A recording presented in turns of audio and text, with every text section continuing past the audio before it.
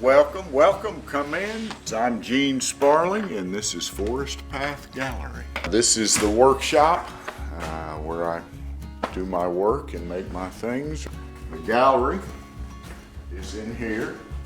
I am primarily a wood turner, do some sculpture work too. I'm primarily a green wood turner. I work mostly with local hardwoods, which are, as you can see, we have an abundance of beautiful woods that grow in the local forests. I have the most beautiful farm in the state outside, and that's where most of this material comes from. This is a piece of spalted hackberry that I spalted a couple of years ago. All of these black lines and colors and patterns are made from the decay organisms. I rub the outside of these with dirt, basically to plant fungal organisms in them. And as you can see, the fungal and mold organisms are growing, and they'll make beautiful colors and lines and so this things. is a process of molding them for, yes, yes, great. Fungus, and it when we get back in the gallery, and of course these are different shapes and different forms. That'll be a little pot, and this gives you an idea of how the bowl comes out of the tree. The tree grows this way. I'll cut a chunk of tree trunk, split it in half, and then I'll generally make a bowl out of one half and then a bowl out of another half. If I want a natural edge bowl, then the rim will be here. If I want a traditional bowl, then it'll turn the other way and the rim will be on this side. When two black lines, when two fungus organisms or colonies are eating wood in a tree and they come in contact with one another, they touch, they make one of these black lines. It's called a margin line, and it essentially divides the territory between the different colonies. If a fungus colony is eating wood and it comes to a margin line, it won't cross it. This is a piece that tends to impress people. It's made out of a tree. This tree grew like this.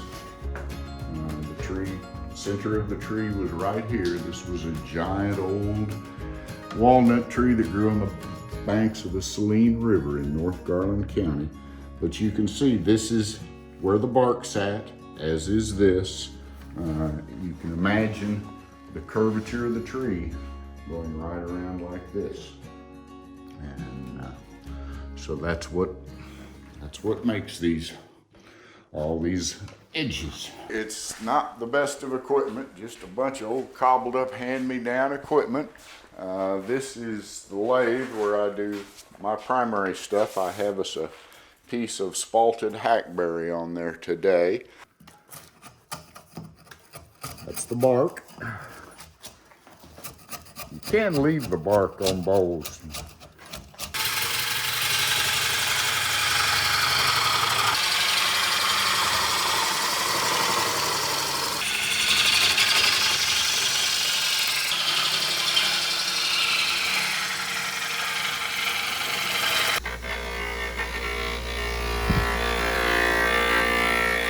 As you can see from most of my work, tend towards naturalistic forms.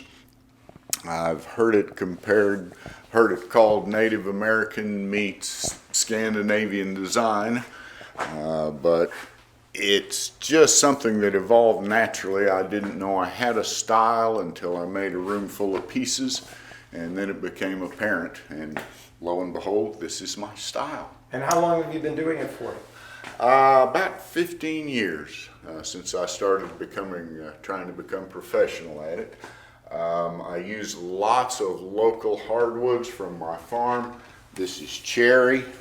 I have ash. Now this is ash that's been exposed to iron, which turns it green. This is a piece of elm. Probably some of my most popular pieces are spalted wood, and this is a piece of holly that has been invaded by decay organisms, fungus and mold organisms, and they're what makes these colors and patterns and black lines. I can also take holly and bleach it, and this is a piece of bleached holly. This is actually from a famous tree that grew in downtown Hot Springs, near where the Humane Fountain is now located. How do you get such a smooth look? Well, that's just a lot of sanding, and for some reason I'm not particularly a perfectionist about many things in my life, but my artwork, I just have a compulsion to make it as good and near perfect as I possibly can, which is somewhat of a wonder to me as well. And now I interrupted you. You were going to grab something over here. Oh, no telling. Well, just going through more woods. This is walnut, beautiful black walnut. You kind of have to like walnut. It's in the rule book. I do lots of forms. Most of my forms are natural edged.